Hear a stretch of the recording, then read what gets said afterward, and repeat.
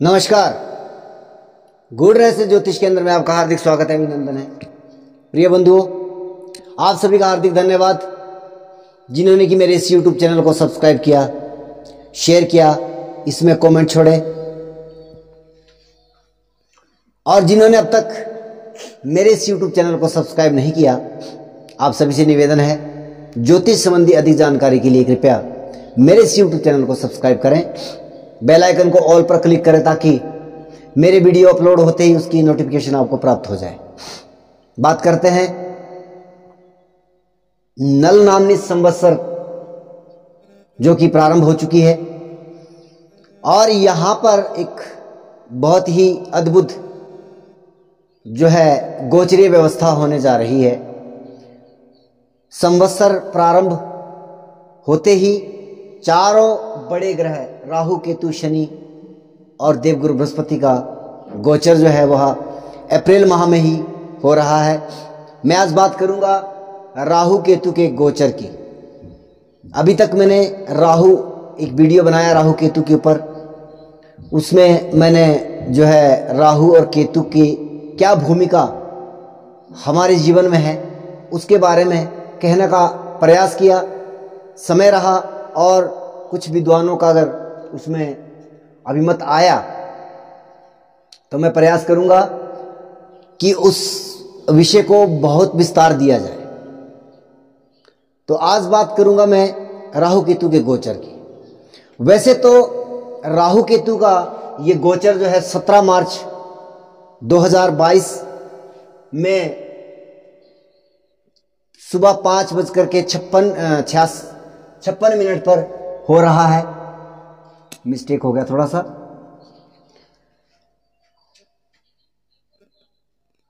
परंतु ये दोनों छाया ग्रह है, और जैसे कि मैंने पहले भी कहा कि छाया परिवर्तन होने के लिए जो है वह समय अधिक लग जाता है। वैसे तो इनका ट्रांजिट जो है 17 मार्च को हो गया, लेकिन पूरी तरह से इनका जो गोचर है वह 12 अप्रैल 2022 को मान्यता में आएगा 10:35। हालांकि गोचर का प्रभाव प्रारंभ हो चुका है। राहु केतु के जो गोचर का जो परिणाम है वो आने प्रारंभ हो गए हैं। धीरे धीरे इसके परिणाम आ रहे हैं। 12 की 12 राशियों पर अब इनका क्या प्रभाव रहेगा, मैंने जैसे कि पहले कहा, मैं प्रारंभ करूंगा। अगर आपकी मेष राशि है, यानी कि आपकी जन्म कुंडली में अगर चंद्रमा मेष राशि में है, तो यह जो है आपके लिए फलित कैसे रहेगा। राहु आपके चंद्रमा के ऊपर से गोचर कर रहे हैं और केतु आपके सप्तम भाव से। जी हां, जिस प्रकार से शनि की 7.5 को बहुत बुरा कहा जाता है, या कुछ विद्वान इसके लिए बहुत नकारात्मक भी कहते हैं, मेरा ऐसा मानना तो नहीं है, लेकिन हां कहीं ना कहीं राहु और केतु का जो गोचर है, ट्रांजिट है, ये बहुत प्रभावशाली होता है। जैसे कि राहु आपके दूसरे भाव में आ जाता है, आपके चंद्रमा के ऊपर में आ जाता है, आपके 12वें में आ जाता है, तो यह समय 7.5 से भी ज्यादा डेंजर हो जाता है। एक तो राहु क्या है, ये एक भ्रमित करने वाला ग्रह है, भ्रमात्मक बुद्धि प्रदान करने वाला है, आपको वहम में रखता है। आपको नए नए थॉट आते हैं, नेगेटिव पॉजिटिव, वो डिपेंड करता है कि वो कहां से गोचर कर रहा है और किन ग्रहों के ऊपर से गोचर कर रहा है। नेगेटिव दे रहा है, पॉजिटिव दे रहा है, उसके ऊपर डिपेंड करता है। सबसे पहली बात तो ये है, जब आपका चंद्रमा मेष राशि में है तो यह नकारात्मक स्थिति ही कही जाएगी। खास करके मानसिक संतुलन आपका वह बिगड़ने वाला है। आपकी मेंटलिटी या मानसिक जो प्रवृत्ति है या बहम वाली जो सिचुएशन है, जिसको कहते हैं अज्ञात डर, अज्ञात भय, वो राहु आपको लेकर के आएगा। लेकिन अगर इसी जगह पर आपके जन्मकालीन समय में अगर शनि है और अगर राहु है या केतु है,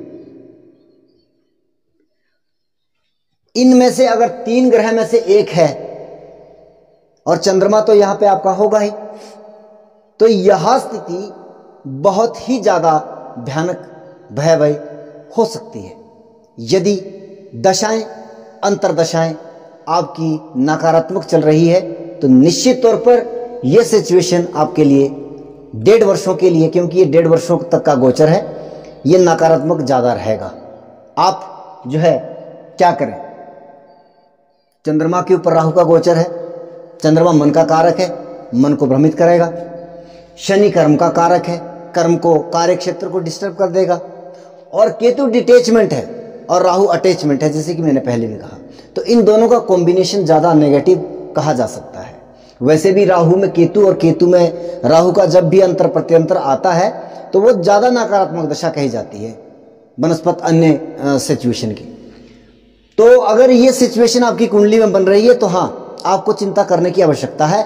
अगर केवल यहाँ पे चंद्रमा ही है तो केवल आपको ब्रह्म मात्र होगा, बहुत बड़ा नुकसान या इस तरह की सिचुएशन नहीं है। आपको करना क्या है कि हर रोज जो है शिवलिंग के ऊपर दूध मिश्रित जल जो है वो अर्पण करना है, बाबा भोलेनाथ जी की प्रार्थना करनी है और अपने कार्य क्षेत्र में लगे रहना है। अब बात करते हैं केतु।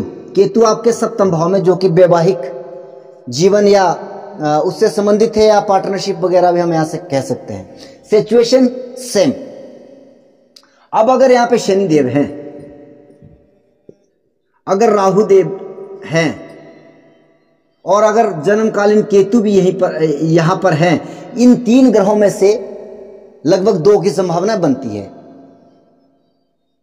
तो क्षमा कीजिएगा, 2 की नहीं, 3 की संभावना बनती है। मैं थोड़ा सा और तरीके से सोच गया। तो अगर इन 3 में से कोई प्लेनेट आपके सप्तम भाव में, इनके तुला राशि में स्थित है, तब केतु का गोचर ये आपके वैवाहिक संबंधों में विच्छेदात्मक सिचुएशन क्रिएट कर सकता है, मनमुटाव वाली सिचुएशन कर सकता है, आपके दाम्पत्य जीवन में कुछ ना कुछ सुखों में हानि कर सकता है। हालात बाबा भोलेनाथ जी की शरण में जाइएगा, मैंने जो उपाय बताया है आप वही करिएगा, ठीक है ना जी। बाकी अधिक उपायों के लिए मैं इतना ज़्यादा कंफर्टेबल नहीं होता है, उसके लिए आपको जो है पर्सनल विश्लेषण के लिए संपर्क करना होगा। लेकिन अगर ये सिचुएशन आपकी कुंडली के अकॉर्डिंग है तो ये प्रभावशाली है, नकारात्मक है, इसमें कोई संदेह नहीं है। परंतु अगर दशाएं अंतरदशाएं अनुकूल है तब ऐसी सिचुएशन नॉर्मल तरीके से आपके जीवन में निकल जाएगी। अगर दशाएं अंतरदशाएं नकारात्मक है तो जी हाँ, आपको सचेत रहना पड़ेगा। ये गोचरीय व्यवस्था आपका काम बिगाड़ सकती है। बात करेंगे वृषभ राशि की। अब बात करते हैं वृषभ राशि की। यदि चंद्रमा आपका 2 नंबर पर है तो आपकी जो है क्या सिचुएशन हो सकती है, इन राहु केतु के गोचर से क्या प्रभाव आपके जीवन में पड़ सकता है। मैंने हर प्रकार के गोचरीय व्यवस्था के वीडियो बनाने का निर्णय लिया है। मैं देवगुरु बृहस्पति के ऊपर भी और शनि के ट्रांजिट के ऊपर भी, वैसे मेरे इन चारों ग्रहों के इकट्ठे ट्रांजिट के ऊपर भी वीडियो बना है, पूरे साल भर की उसमें मैंने फलित भी किया है। और महीने दर महीने भी मैं राशिफल लेकर के आपके सामने आता हूँ। तो वृषभ राशि, अगर चंद्रमा 2 नंबर पर आपकी जन्मकालीन कुंडली में है तो यह आपके लिए है।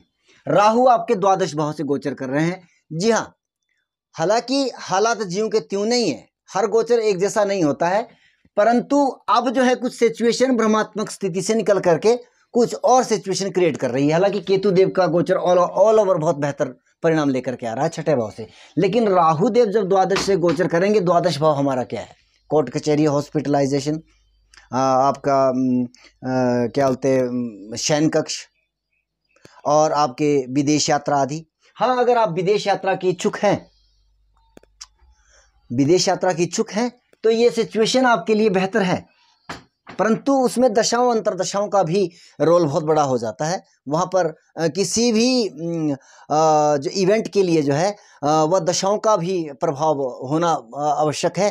केवल गोचर के नज़रिए से अगर हम देखें तो इतना ज़्यादा प्रभावशाली नहीं रहेगा, परंतु अगर दशाएं अंतरदशाएं द्वादश भाव से संबंधित है या राहु की दशा अंतरदशा चल रही है तब आप विदेश जाने की तैयारियां कर सकते हैं, ये संभावना है। 1.5 वर्षों के लिए राहु का गोचर आपके लिए लाभकारी सिद्ध होगा।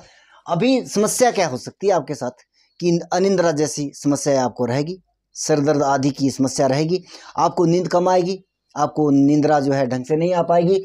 और अगर आपकी दशाएं अंतरदशाएं नकारात्मक ज़्यादा है, या यहाँ पर शनि, मैं फिर कहूँगा कि कभी भी किसी भी ट्रांजिट को समझने से पहले हमें वहाँ पर बैठे ग्रहों को अवश्य चेक करना चाहिए। जब तक वो नहीं है, हालांकि चंद्रमा से आपका गोचर निकल गया तो ये मानसिक सिचुएशन से आप बाहर आ चुके हो, इसमें कोई संदेह नहीं है। लेकिन अगर शनि राहु केतु, अगर जन्मकालीन राहु यहीं पर है या आपका केतु यहाँ पर है, शनिदेव अगर आपके यहाँ पर है 12 नंबर, क्षमा कीजिएगा 1 नंबर पे, तो ये हालात नकारात्मक कहे जा सकते हैं। अगर शनिदेव के ऊपर से ये गोचर हो रहा है तो जी हाँ, कोर्ट कचहरी जैसी सिचुएशन है, लड़ाई झगड़ा आदि जिसका मामला जो है, मुकदमा आदि जो है वो आपके ऊपर पड़ सकता है। आपको संभल करके चलना पड़ेगा। किसी भी मामले में आपको कानूनी मसलों में या लड़ाई झगड़ों में नहीं पड़ना है, बच करके निकलना है। सबसे बढ़िया उपाय तो यही होता है। उसके बाद पूजा पाठ जितनी मर्जी कर लो। अगर आपने हालात ही इस तरह से तैयार कर ली अपने लिए, तब उसके लिए कुछ पूजा पाठ आपको असर नहीं करेगा। अगर केतुदेव यहाँ पर है तब भी ये जो है नकारात्मक सिचुएशन है। और अगर राहुदेव है, राहु के ऊपर से राहु का ट्रांजिट भी बहुत नकारात्मक हमने देखा है। अब यहाँ पर मैं ज़्यादा बात नहीं करूँगा वृषभ राशि के लिए। अगर आप यहाँ पर ये खाली भाव से गोचर कर रहा है तो हाँ, थोड़ा सा नींद को लेकर के समस्या हो सकती है। विशेषता कोई ज़्यादा अरिष्टकारक नहीं है। हाँ, शयन कक्ष आदि की जो मामले हैं उसमें से शयन कक्ष कई प्रकार से हम इस्तेमाल करते हैं। तो अगर आप वो इलीगल तरीके से उस चीज़ का इस्तेमाल कर रहे हो तो बच के रहिएगा। वहाँ पर आपको हवालात की हवा प्राप्त हो सकती है। अपनी वासनाओं पर काम करिएगा, उसको रोक कर रखिएगा, क्योंकि 12वां भाव जो है वह भोग का भी है और मुक्ति का भी है। तो ये दोनों प्रकार की सिचुएशन है। दशा अंतरदशाएं आप चेक कर लीजिएगा। और केतुदेव की ऑल ओवर अच्छी सिचुएशन है, लेकिन अगर शनिदेव और राहुदेव के ऊपर से ये गोचर कर रहे हैं तो हाँ, रोग होने की संभावना बन सकती है। यहाँ पर आपको शारीरिक रोग हो सकता है अगर राहु केतु जन्मकालीन राहु केतु या शनि यहाँ पर मौजूद है। तो मैं 3 ग्रहों को क्यों ले रहा हूँ, ज़्यादा नकारात्मक जो मुझे दिखाई दे रहा है। हालांकि सूर्य के ऊपर से भी नकारात्मक होता है, बृहस्पति के ऊपर से भी राहु का ट्रांजिट नकारात्मक कहा जाएगा, लेकिन कहीं ना कहीं उनमें शुभता है, तो वो कुछ हद तक उसको यूटिलाइज किया जा सकता है अगर दशाएं अंतरदशाएं अच्छी है, ज़्यादा नकारात्मक नहीं है। लेकिन अगर शनि राहु केतु के ऊपर से इन ग्रहों का गोचर हो रहा है तो ज़्यादा नकारात्मक है, आपको सावधानी बरतने की आवश्यकता है। बात करेंगे मिथुन राशि की, क्षमा करेंगे मिथुन राशि। जी हाँ, अगर चंद्रमा आपका 3 नंबर पर है जन्मकालीन कुंडली में, तो ये गोचर आपके लिए क्या लेकर के आया है। आपके राहुदेव लाभ भाव से गोचर कर रहे हैं और केतुदेव पंचम भाव से। यहां पर राहु का गोचर बहुत शानदार है। यदि यहां पर राहु केतु या शनि आपके जन्मकालीन कुंडली में नहीं है तो ये सिचुएशन बहुत बेहतर है। और यदि यहां पर आपके शनिदेव हैं तो ये समस्या ज़्यादा नकारात्मक है। मैं ये नहीं कहूँगा कि लाभ भाव से राहु का गोचर चल रहा है तो आपके लिए हर तरफ से बहुत बढ़िया है। वहाँ पर आपको अपने जन्मकालीन कुंडली के ग्रह देखने पड़ेंगे। ये बहुत अजब गजब और बहुत ही विशेष विश्लेषण होता है। अगर आप जो है डेली वेज राशि प्रेडिक्शन देख रहे हो या कोई वीडियो देख रहे हो, उसमें फोकट की बातें की जाती है ज़्यादातर। आपको समझना चाहिए, और आप जब साल के अंत तक जाते हो उस ट्रांजिट का आपको कोई लाभ नहीं मिलता है तो आप बहुत दुखी हो जाते हो। तो भैया क्यों देखते हो ऐसे मज़ेदार मसालेदार वीडियो जिसमें करोड़पति बनाया जाता है। मैं भी कह सकता हूँ कि लाभ भाव से, क्योंकि मिथुन में और वृषभ में उच्च का माना जाता है राहु को, तो अगर वो मिथुन राशि आपकी है और अब ये लाभ भाव से जा रहा है, मैं भी कह सकता हूँ कि आपको करोड़पति बन जाओगे आप। लेकिन ऐसी सिचुएशन नहीं होती है, केवल गोचर आपको करोड़पति अरबपति बना दे, ऐसी सिचुएशन नहीं होती है। हाँ, लाभ भाव से इसका गोचर बहुत बेहतर परिणाम ला सकता है अगर जन्मकालीन कुंडली की सिचुएशन बहुत अच्छी है, दशाएं अंतरदशाएं बहुत बेहतर परिणाम दे रही है। और अगर हाँ, राहु आपके अच्छी जगह पर प्लेस्ड है आपकी कुंडली में, और उसके बावजूद ये राहु का गोचर चल रहा है, तो निश्चित तौर पर आपको ये बहुत लाभप्रद सिचुएशन लेकर के राहु देव आ रहे हैं। किंतु केतु देव का गोचर यहाँ पर थोड़ा सा गड़बड़ा रहा है। आप अगर शिक्षार्थी हैं, विद्यार्थी हैं, तो जी हाँ, पंचम भाव से ये गोचर हो रहा है, ये नकारात्मक कहा जाएगा आपकी शिक्षा के लिए, थोड़ा नकारात्मक होगा। मैं संतति के लिए हानिकारक नहीं कहूँगा। यदि कोई बच्चा कंसीव कर रहा है या उसके संतान होने वाली है, तो केतु को कहते हैं केतु कुल संयुन्नति, यानी कि केतु कुल की वृद्धि करता है। मैं कहूँगा अगर अब तक आपके संतान आदि नहीं हुई है और दशाएं अंतरदशाएं मतलब इन्वॉल्व है, वो इस इवेंट को देने के लिए तैयार हैं, तो केतु का ये गोचर संतान सुख की प्राप्ति दे सकता है आपको, इसमें कोई संदेह नहीं है। और मैं इससे ज़्यादा बड़ी बातें नहीं कहूँगा। लाभ भाव से राहु का गोचर बेहतर परिणाम लेकर के आ सकता है, डिपेंड करता है आपकी जन्म कुंडली में क्या से आपकी कर्क राशि है, और राहु देव आपके दशम से और केतु देव आपके चतुर्थ भाव से गोचर कर रहे हैं। लाल किताब कहती है कि जिसके राहु 10 में उसके सब कुछ बस में, तो निश्चित तौर पर कहना होगा कि कर्क राशि के लिए भी यह गोचर बहुत शानदार सिचुएशन लेकर के आ रहा है। परंतु कंडीशन फिर भी वही, मैं कहूँगा अगर यहाँ पर शनि है, अगर यहाँ पर राहु है जन्मकालीन कुंडली में, और अगर यहाँ पर केतु है, तो ये सिचुएशन आप मत अच्छा कहिए इसको, ये ज़्यादा नकारात्मक है। अचानक से कोई ना कोई नेगेटिव परिणाम लेकर के आ सकती है। अगर ये भाव खाली है या इसमें कोई शुभ प्लेनेट है, तब ये राहु का गोचर आपके लिए लाभदायक हो सकता है, आपके कार्य क्षेत्र में उन्नति करवा सकता है, इसमें कोई संदेह नहीं है। यदि यहाँ पर ये भाव खाली है और दशाएं अंतरदशाएं बहुत बेहतर परिणाम दे रही है, और मैं कहूँगा कि अगर आपकी कुंडली में राहुदेव कहीं अच्छी जगह प्लेस्ड है और उसके जो डिस्पोजिटर है, यानी कि उसके जो राशि स्वामी है, वो भी अच्छे हालात में है, और उस अगर राहु की दशा चल रही है, निश्चित तौर पर कार्य क्षेत्र में बहुत बड़ी तरक्की आपके जीवन में होने जा रही है इन 1.5 वर्षों में। लेकिन केतु देव चतुर्थ भाव से गोचर कर रहे हैं, ये आपके मानसिक सिचुएशन को मतलब नकारात्मक सिचुएशन में परिवर्तित कर रहा है। हालांकि आप जो है, आपका मन जो है वो अध्यात्म की तरफ भी बढ़ेगा, उसमें कोई संदेह नहीं है। अगर यहाँ पर आपके कोई शनि राहु केतु आदि ग्रह बैठे हैं, तो ये केतु का गोचर नकारात्मक होगा। माता के स्वास्थ्य का ध्यान रखिएगा, यहाँ पर कुछ समस्याएं आ सकती है। इससे अधिक मैं कर्क राशि के लिए नहीं कहूँगा बहुत बड़ी।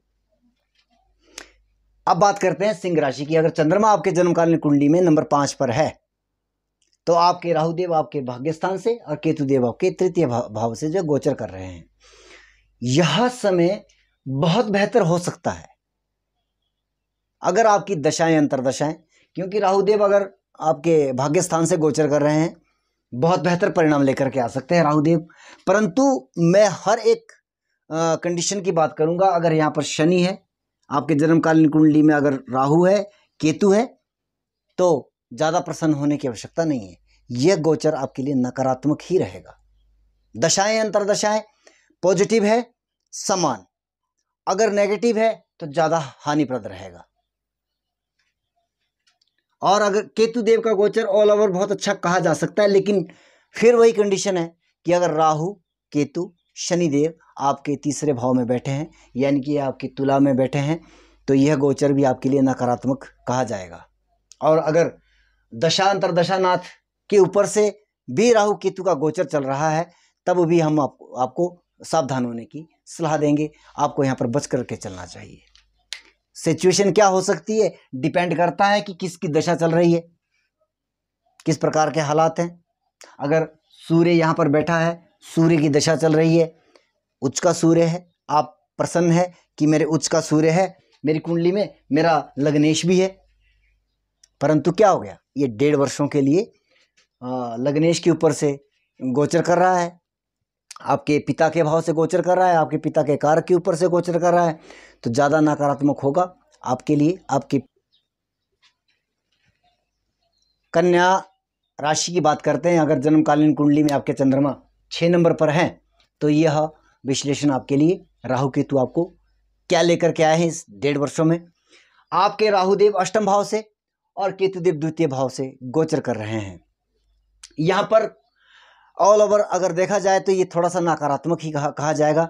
राहु का गोचर विशेषता और केतु का दूसरे भाव से, यानी कि धन की हानि की सिचुएशन बन रही है। दूसरे में अष्टम भाव से गुप्त चिंताएं और गुप्त समस्याएं, गुप्त रोग और अनावश्यक वहम और मानसिक सिचुएशन को भी आप देख सकते हैं कि वह आपका खराब होने की सिचुएशन आ रही है।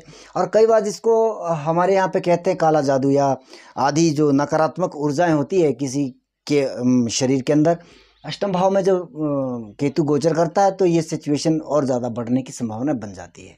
तो यहाँ पर आप देख लीजिएगा, बाबा भोलेनाथ जी की शरण में जाइएगा। मैंने आपको उपाय पहले ही बता दिया है। बहुत बड़े बड़े उपाय तो आपकी जन्म कुंडली के साथ गोचर को मिला करके ही दिए जा सकते हैं। अभी तो केवल आप जो है बाबा शंकर जी की जो है बाबा भोलेनाथ जी के रुद्राभिषेक करवाइएगा, या फिर जो है आप अपने हाथों से भी नित्य प्रति जो है वह दूध मिश्रित जल जो है अर्पण कर सकते हैं।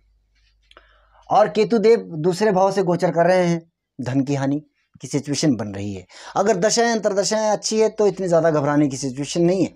अगर नकारात्मक है तो हाँ, निश्चित तौर पर ये मामला थोड़ा सा गड़बड़ है।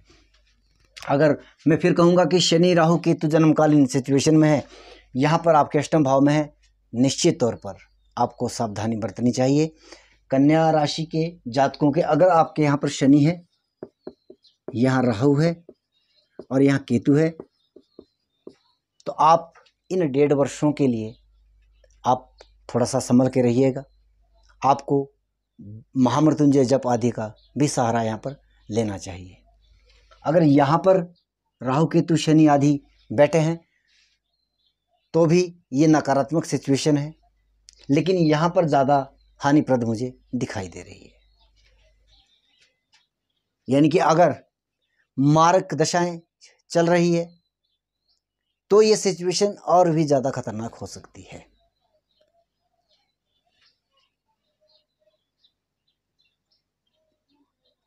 बात करते हैं तुला राशि की।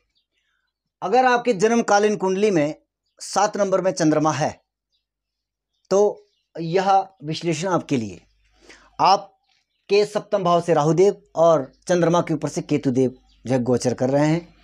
कमोवेश मेष राशि से थोड़ा सा डिफरेंट, लेकिन यह गोचर नकारात्मक कहा जाएगा। निश्चित तौर पर मानसिक सिचुएशन, हालांकि आप स्पिरिचुअलिटी की तरफ, अध्यात्म की तरफ आपका रुझान होगा, इसमें कोई संदेह नहीं है, परंतु यहाँ पर जो सप्तम भाव है वह ज़्यादा नकारात्मक सिचुएशन में दिखाई दे रहा है, क्योंकि राहु जैसा ग्रह जब सप्तम भाव से गोचर करता है, अगर दशाएं अंतरदशाएं नकारात्मक है या सप्तम को निगलेक्ट करने वाली दशाएं अंतरदशाएं चल रही है, तो यह समय सिचुएशन जो है ज़्यादा खतरनाक हो सकती है आपके वैवाहिक जीवन के लिए।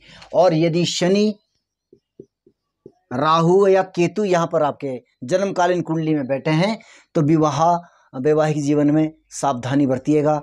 बहुत प्रेम भाव से अपने वैवाहिक जीवन को बचा लीजिएगा यहाँ पर, क्योंकि अगर दशाएं अंतरदशाएं नकारात्मक है तो निश्चित तौर पर आपके वैवाहिक जीवन में बड़ा बवंडर की संभावनाएं लग रही है, इसमें कोई संदेह नहीं है। छोटी मोटी लड़ाई झगड़ा होगा अगर दशाएं अंतरदशाएं पॉजिटिव है, ज़्यादा घबराने वाली सिचुएशन तब नहीं है। अगर दशाएं अंतरदशाएं आपकी अच्छी जा रही है तब ऐसी कोई सिचुएशन नहीं है। गोचर आपको इतना बड़ा नकारात्मक सिचुएशन नहीं दे सकता है, लेकिन अगर दशाएं अंतरदशाएं या शनि राहु केतु यहाँ पर बैठे हैं तब ये सिचुएशन ज़्यादा खतरनाक हो सकती है। मैं तब कह रहा हूँ अगर यहाँ पर शनि राहु केतु आदि बैठे हैं तब ये आपके मान सम्मान आदि के लिए हानिकारक है, आपकी प्रतिष्ठा पर आँच आने की संभावना है, आपके स्वास्थ्य के लिए भी नकारात्मक हो सकता है अगर राहु केतु या शनि यहाँ पे आपके 7 नंबर पर बैठे हैं चंद्रमा के साथ तो। और यदि दशाएं अंतरदशाएं भी ऊपर से नकारात्मक हो जाए तो फिर तो एक तो करेला और ऊपर से नीम चढ़ा, फिर ये सिचुएशन ज़्यादा नकारात्मक हो सकती है। पॉजिटिव मैं यहाँ पर नहीं कह सकता इस गोचर को। अगर दशाएं अंतरदशाएं अच्छी जा रही है फिर आप मत घबराइएगा, निश्चित रहिए आप। अगर दशाएं अंतरदशाएं नकारात्मक है तो हाँ की वृश्चिक राशि, जी हाँ, अगर चंद्रमा जन्मकालीन कुंडली में आपके 8 नंबर पर है तो ये विश्लेषण आपके लिए है। राहु केतु आपके लिए क्या कुछ लेकर के आए इन 1.5 वर्षों में।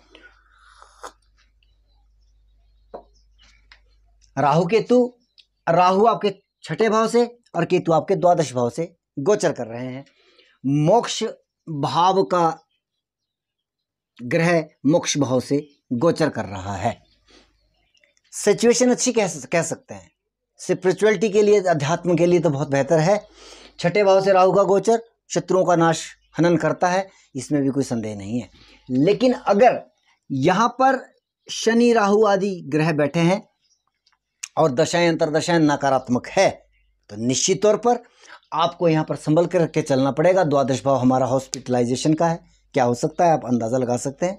आप बीमार हो सकते हो, आप हॉस्पिटल जा सकते हो, और यदि क्या बोलते हैं आप लड़ाई झगड़े में पड़ते हो तो कोर्ट कचहरी का मैटर भी आपके ऊपर हो सकता है। विदेश यात्रा की बात भी हम करेंगे। अगर दशाएं अंतरदशाएं आपकी प्रतिकूल है और आप मतलब 12वें भाव की दशाएं चल रही है तो आप जो है विदेश यात्रा भी कर सकते हो, इसमें भी कोई संदेह नहीं है। अगर यहाँ पर आपके शनिदेव, राहुदेव या केतुदेव आदि ग्रह बैठे हैं, आपको स्वास्थ्य से लेकर के समस्या हो सकती है, आपके शत्रु बढ़ सकते हैं, आप लड़ाई झगड़े में फंस सकते हैं। इस तरह की सिचुएशन या कर्जों में आपकी जो है सिचुएशन बन सकती है। इस तरह की नकारात्मक सिचुएशन यहाँ पर दिखाई दे रही है। अब बात धनु राशि, अगर आपका चंद्रमा 9 नंबर पर है, यह समय राहु केतु आपके लिए क्या लेकर के आ रहा है इन 1.5 वर्षों में। राहु आपके 5वें भाव में और केतु देव आपके लाभ भाव में गोचर कर रहे हैं।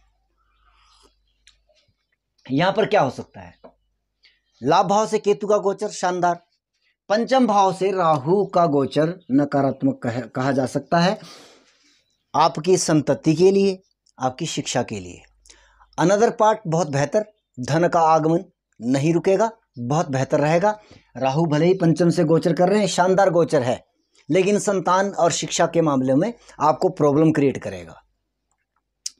यहाँ पर ये पॉजिटिव कहा जा सकता है। केतु का गोचर ऑलरेडी बहुत बेहतर है, लेकिन अगर फिर मैं बात करूँगा, क्योंकि किंतु परंतु वाली सिचुएशन नहीं है, स्ट्रेट फॉरवर्ड बात समझने वाली बात है। मैं बात को घुमा फिरा के कहने की आदि नहीं हूँ। आपको पता है यहाँ अगर शनि देव है आपके जन्मकालीन कुंडली में, राहु देव हैं, केतु देव हैं, क्योंकि ज़्यादा बेहतर परिणाम तब आता है जब आपकी लगन कुंडली हमारे सामने होती है। और फिर भी मैं बहुत हद तक जो है, अगर आपको कुछ हद तक ज्योतिष का ज्ञान है या आप लगन कुंडली को देख सकते हैं कि हमारा ग्रह कौन सा ग्रह कहाँ पे बैठा है, आप इस चीज़ को मिला सकते हो। आपकी दशाएं अंतरदशाएं क्या चल रही है। अगर नकारात्मक दशाएं अंतरदशाएं चल रही है, जी हाँ, गोचर फिर ज़्यादा नकारात्मक परिणाम दे सकता है। और अगर राहु केतु या शनिदेव यहाँ पर आपके हैं तो ये ज़्यादा अरिष्टकारक गोचर मान लीजिए आप, फिर ये ज़्यादा अरिष्टकारक हो सकता है। यहाँ पर भी वही सिचुएशन है कि अगर शनि राहु केतु आदि यहाँ पर बैठे हैं और उनके ऊपर से केतु का गोचर चल रहा है, 3, ऐसा नहीं है कि तीनों के ग्रह बैठे हैं, कि कोई एक ग्रह भी यहाँ पर बैठा है उनमें से, तब भी आप ऐसा मान सकते हैं, क्योंकि उनकी कारकत्वों की हानि हो रही है। डराना मेरा विषय नहीं है, लेकिन हाँ, सावधान करना मेरा कार्य है। आपको संभल करके चलना पड़ेगा। अगर दशाएं अंतरदशाएं भी नकारात्मक है, संभल करके रहिएगा। बात करते हैं मकर राशि की। अगर चंद्रमा आपका 10 नंबर पर है आपकी जन्मकालीन कुंडली में, तो आपके राहु देव आपके 4th भाव से और केतु देव आपके 10वें भाव से गोचर कर रहे हैं। वैसे तो 10वें भाव में जब केतु होता है, ऐसा व्यक्ति अध्यात्म की तरफ ज़्यादा रुझान उसका होता है। कार्य क्षेत्र में ये हमेशा 10वें भाव का केतु परेशानी देता है। ऊपर से 4th भाव में राहु, मानसिक सिचुएशन, क्योंकि मन को हम 4थे भाव से देखते हैं, यहाँ पर ऑलरेडी नकारात्मक होता है। लेकिन ये तो जन्मकालीन कुंडली की बात है, लेकिन गोचरीय व्यवस्था में भी इस तरह की सिचुएशन आपको क्रिएट कर सकता है। विशेषतः कार्य क्षेत्र में आपको नकारात्मक परिणाम अधिक मिल सकते हैं। अगर यहाँ पर आपके शनिदेव हैं, अगर आपके यहाँ पर राहुदेव हैं, अगर यहाँ पर केतुदेव हैं, तो कार्य क्षेत्र में आपको प्रॉब्लम क्रिएट होनी है। दशाएं अंतरदशाएं चल रही है नकारात्मक और ज़्यादा नकारात्मक समझ लीजिए। अगर पॉजिटिव दशाएं चल रही है तो उसको सम तरीके से मान लीजिए कि गुजारे लायक जो है वह समय निकल जाएगा। अगर राहु है, केतु है या फिर जन्मकालीन कुंडली में शनि है यहाँ पर, तो यह समय आपके लिए कार्य क्षेत्र के लिए नकारात्मक है। वहीं पर यदि यहाँ पर आपके राहु का गोचर जो है शनि या राहु के ऊपर से हो रहा है तो ये मानसिक परेशानियां अधिक, माता के स्वास्थ्य को परेशानी दे सकता है, सुखों में हानि हो सकती है। आप वाहन वगैरह संभल करके चलाइएगा, वाहन वगैरह का नुकसान हो सकता है, आपके घरेलू मसलों में भी प्रॉब्लम आ सकती है या विवाद हो सकता है। अगर दशाएं अंतरदशाएं नकारात्मक चल रही है तो ये ज़्यादा नेगेटिव समझ लीजिए। अगर पॉजिटिव दशाएं चल रही है, अच्छी दशाएं चल रही है तो फिर आप जो है इसको अच्छा मान सकते हैं।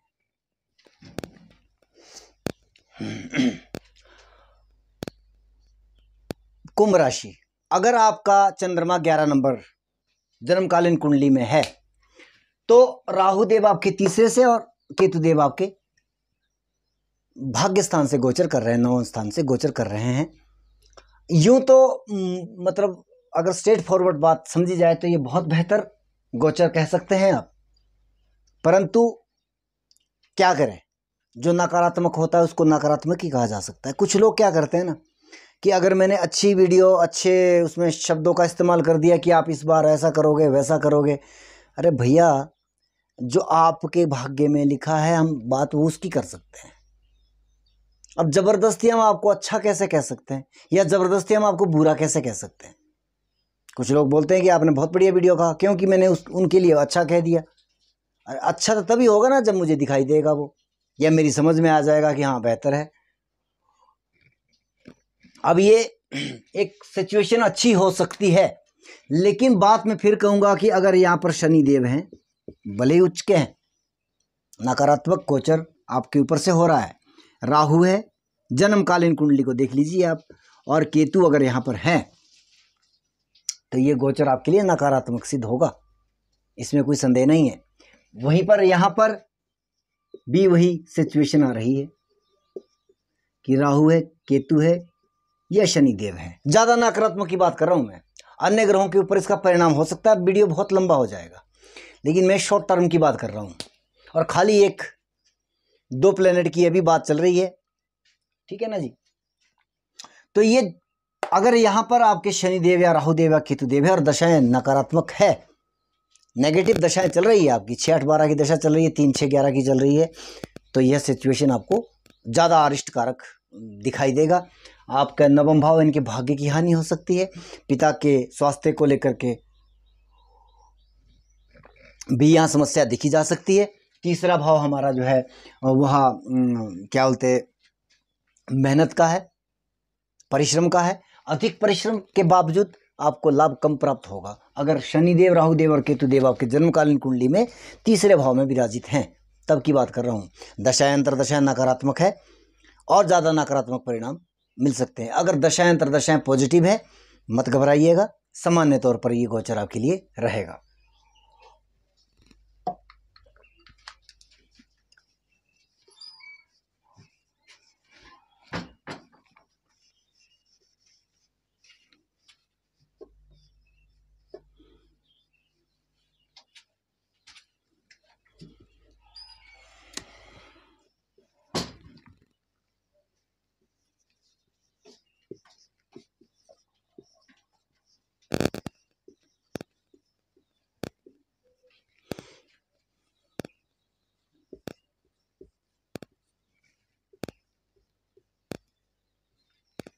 मीन राशि यानी कि 12 नंबर चंद्रमा अगर आपका है तो यह विश्लेषण आपके लिए, आपको समझना होगा